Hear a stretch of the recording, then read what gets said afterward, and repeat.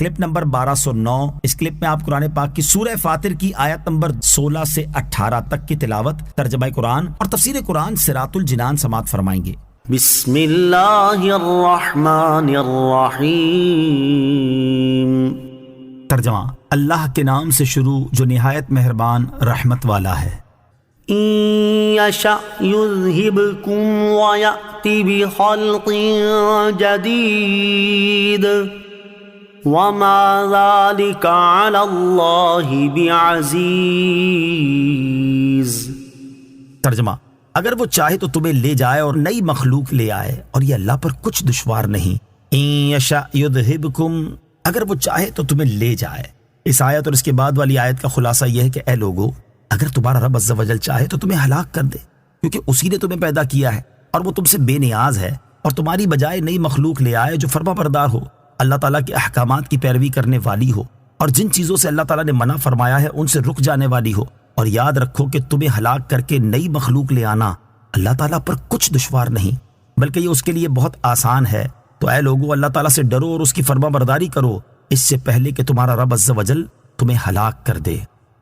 ولا تزر وازرة وزر أخرى وإن تدع مثقلة إلى حملها لا يحمل منه شيء ولو كان ذا قربى إنما تنذر الذين يخشون ربهم بالغيب وأقاموا الصلاة وَمَن تَزَكَّىٰ فَإِنَّمَا يَتَزَكَّىٰ لِنَفْسِهِ وَإِلَى اللَّهِ الْمَصِيرُ۔ ترجمہ، اور کوئی بوجھ اٹھانے والی جان دوسرے کا بوجھ نہ اٹھائے گی، اور اگر کوئی بوجھ والی جان اپنے بوجھ کی طرف کسی کو بلائے گی تو اس کے بوجھ میں سے کچھ بھی نہیں اٹھایا جائے گا، اگرچہ قریبی رشتہ دار ہو۔ اے نبی، تم انہی لوگوں کو ڈراتے ہو جو بغیر دیکھے اپنے رب سے ڈرتے ہیں اور نماز قائم رکھتے ہیں، اور جس نے پاکیزگی اختیار کی تو بے شک اس نے اپنی ذات کے لیے ہی پاکیزگی اختیار کی، اور اللہ ہی کی طرف پھرنا ہے۔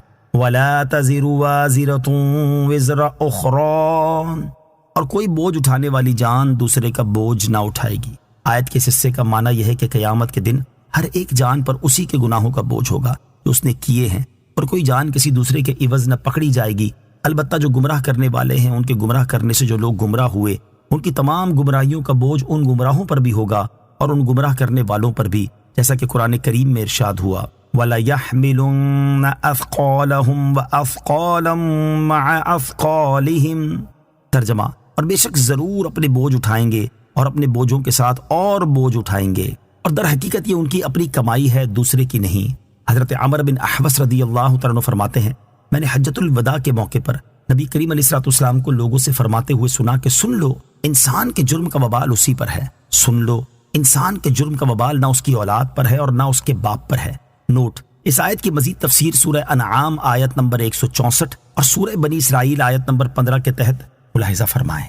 وَإِن تَدْعُ مُثْقَلَةٌ إِلَىٰ حِمْلِهَا، اور اگر کوئی بوجھ والی جان اپنے بوجھ کی طرف کسی کو بلائے گی۔ آیت کے اس حصے کا معنی یہ ہے کہ قیامت کے دن اگر کوئی گناہگار شخص کسی دوسرے شخص کو بلائے گا تاکہ وہ اس کے گناہوں کا کچھ بوجھ اپنے سر لے لے، دوسرا شخص اس کے گناہوں میں سے کچھ بھی اپنے سر نہ لے گا، اگرچہ دوسرا شخص بلانے والے کا قریبی رشتہ دار جیسے بیٹا یا باپ ہو۔